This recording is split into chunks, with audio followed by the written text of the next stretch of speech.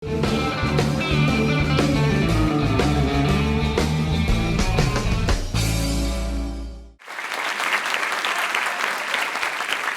ini kelihatannya kita harus undang seseorang yang bisa nanti menceritakan pengalaman hidupnya. Yang luar biasa. Jadi saya ajak ke sini karena dia sudah secara terbuka menceritakan di media sosialnya tentang apa yang dia alami. Saya pernah diundang kan untuk acara atau program yang namanya Fatherless. Jadi saya juga adalah produk Broken Home yang kemudian kehilangan figur ayah, idola ayah. Tapi saya beruntung karena bisa bertemu kembali dengan ayah saya ketika umur 13 tahun.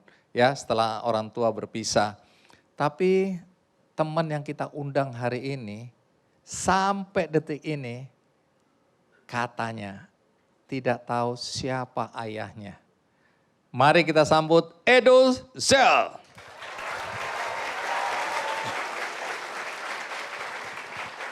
Edo, terima kasih udah hadir. Iya. Betul tadi, saya sampai detik ini belum tahu siapa papa saya. Mungkin ada yang mau ngaku di sini? Ya, terlalu muda.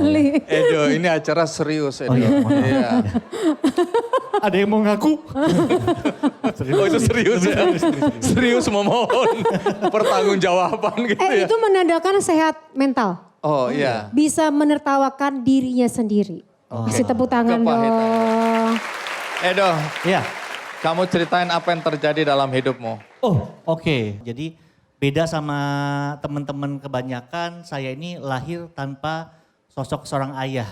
Sampai detik ini pun saya nggak tahu papa saya siapa. Iya, jadi tumbuh hanya sama seorang ibu yang luar biasa, tapi karena ibu saya harus mencari uang, mencari nafkah untuk anak-anaknya, jadinya super sibuk sampai akhirnya saya pun tidak diajarkan agama, tidak diajarkan tata krama, sehingga saya grow up jadi anak broken home dan tumbuh jadi anak yang stereotype broken home lah.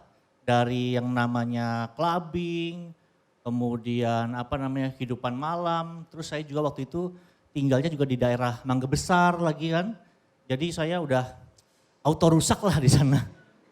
Nah singkat cerita dengan background saya yang berantakan sekali, tahun 2010 itu saya ketemu sama seorang wanita yang mau menerima saya apa adanya. Wah ini romantis.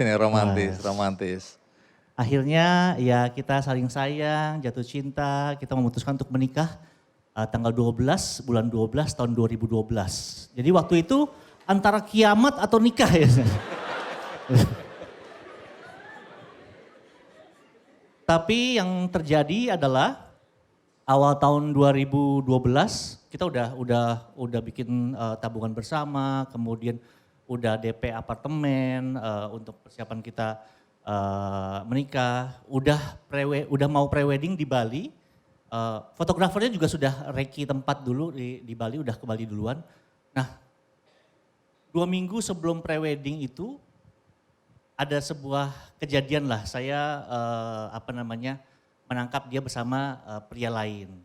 Nah akhirnya saya marah gitu, saya kecewa sampai akhirnya keluar kata-kata bahwa saya udah gak mau ketemu kamu lagi, saya gak mau ngeliat muka kamu lagi, kita selesai, kita gak jadi nikah.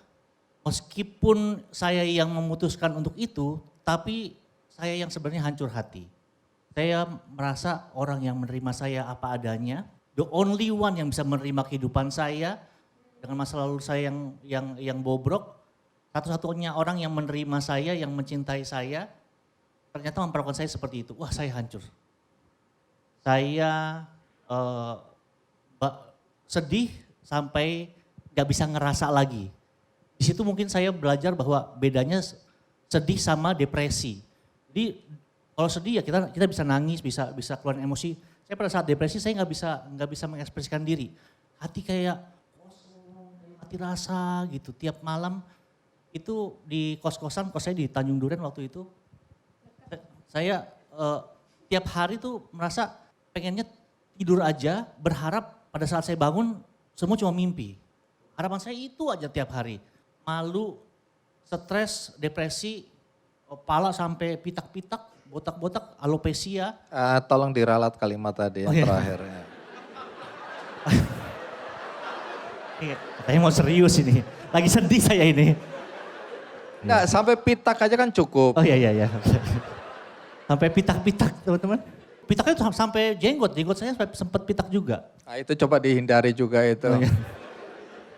Kan banyak cara untuk mengekspresikan Iya. apa yang kamu rasakan. Gak harus Saya jenggot, sedih. gak harus botak gitu kan. Bang, perasaan ini harusnya sedih, kenapa jadi Saya ketawa emosi sih? juga ini.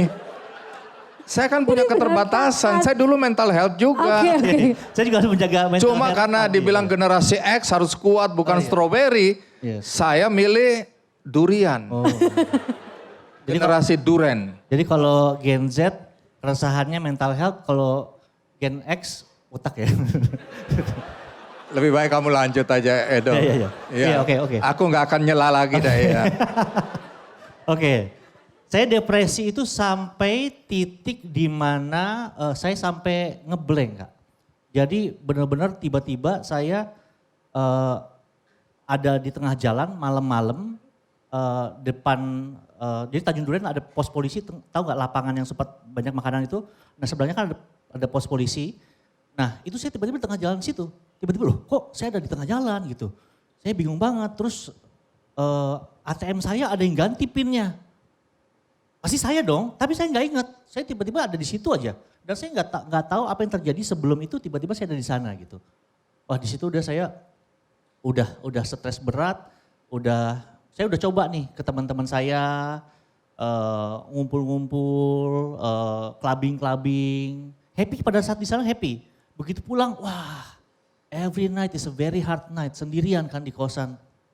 Udah coba ke keluarga juga. Ya sama mereka tenang. Tapi begitu pulang lagi ke kos-kosan, waduh berat banget. Sempat coba bunuh diri beberapa kali. Udah. Apa? Kamu sempat berpikir ke situ? Yes.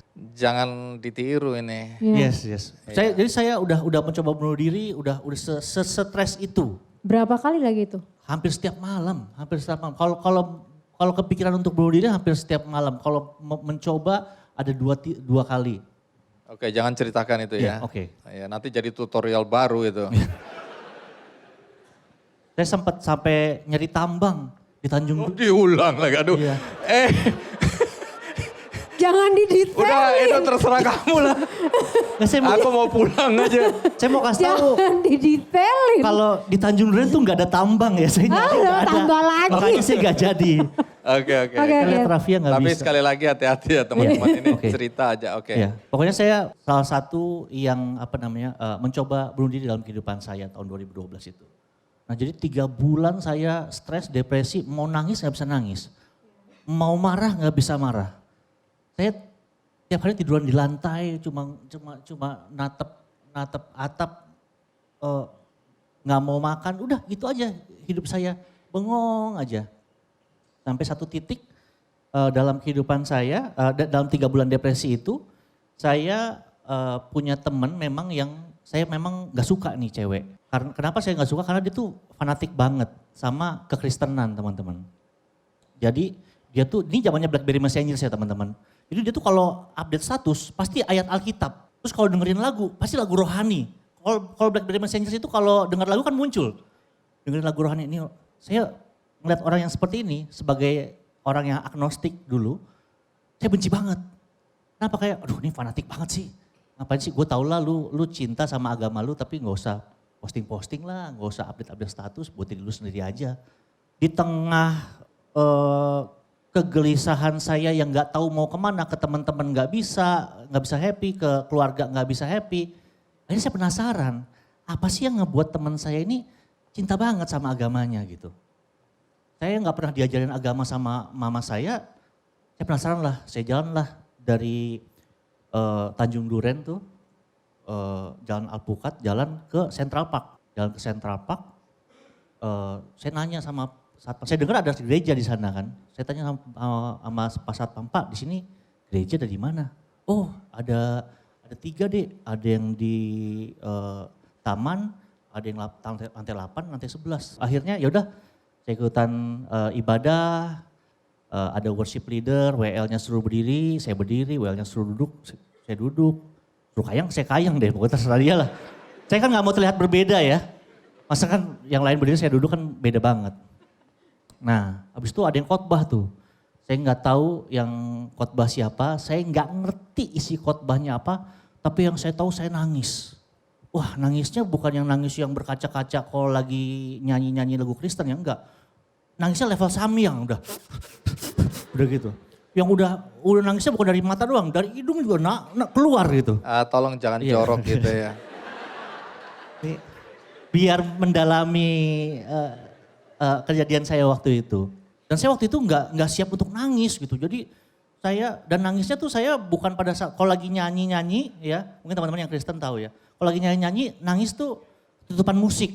Ini lagi khotbah saya, jadi ganggu satu ibadah saya itu. Sendirian, nangis sendirian. Iya sendirian. Orang ngeliatin dong. Dan bukan di momen yang mengharukan gitu. Karena saya nggak ngerti dia ngomong apa. Saya nangis aja gitu. Udah dikasih tisu, saya ambil ya strot masih nangis, kasih tisu lagi masih nangis. Pulang dari gereja saya, wah lega banget Pak Andi. Bayangin 3 bulan gak bisa nangis, tiba-tiba nangis mudak.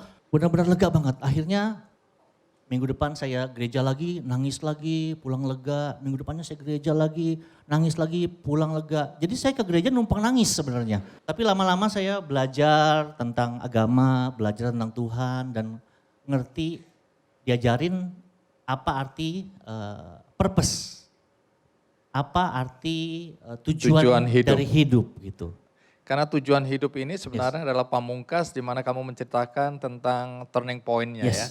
Saya jadi udah hancur hati, hancur keuangan. Dan saya hancur karir juga. Kenapa? Karena saya kerjaannya MC.